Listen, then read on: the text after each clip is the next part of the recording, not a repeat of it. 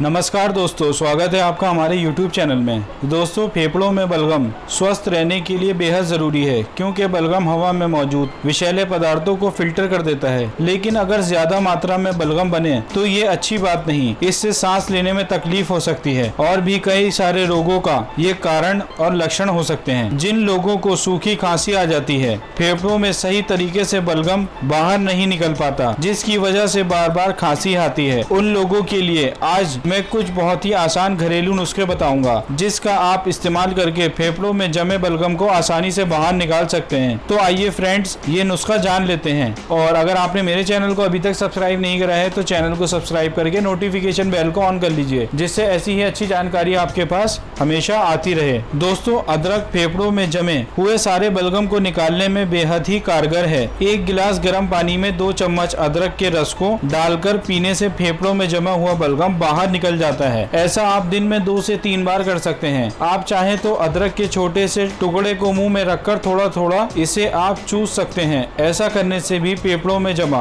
बलगम सारा बाहर आ जाता है। 1 इंच बड़े अदरक के टुकड़े को कूट करके इसमें 2 चम्मच शहद मिलाकर इसे चाटिए। ऐसा करने से भी बलगम तुरंत निकल जाएगा। ऐसा आप दिन में 2 से 3 बार कर सकते हैं। दोस्तों, अदरक का काढ़ा बनाकर भी आप पी सकते हैं। ऐसा करने से भी फेफड़ों में जमा हुआ बलगम बाहर निकल जाता है। अदरक का काढ़ा बनाने के लिए 1 इंच अदरक के टुकड़े को कूट करके 1 गिलास पानी में डाल दीजिए। इसे किसी बर्तन में डाल करके 5 मिनट तक हल्की आंच पर उबालिए। फिर उसके बाद उसे छान लीजिए और उसमें 1 चम्मच दालचीनी पाउडर और 1 चम्मच हनी डाल दीजिए, यानी शहद का प्रयोग कीजिए। इससे बहुत ही तेजी से फेफड़ों में जमा हुआ सारा बलगम बाहर निकल जाता है। दोस्तों, हल्दी के प्रयोग से भी फेफड़ों में जमा हुआ बलगम बाहर निकाल सकते हैं। 1 गिलास गर्म पानी में 1/4 चम्मच हल्दी डाल दीजिए। इसमें 1 चम्मच शहद डाल करके इस पानी को फूंक फूंक करके पीजिए। ऐसा करने से भी फेफड़ों में जमा हुआ बलगम निकल जाता है। इसके साथ ही साथ सर्दी, खांसी, जुकाम ठीक हो जाता है। इस नुस्खे का इस्तेमाल आप दिन में 2 से 3 बार कर सकते हैं। दोस्तों, फेफड़ों में जमे हुए बलगम को बाहर निकालने के लिए तुलसी का पत्ता बेहद ही कारगर और असरदार है। इसके लिए जब आप सुबह उठते हैं, बासी मुंह 6 से 7 पत्ती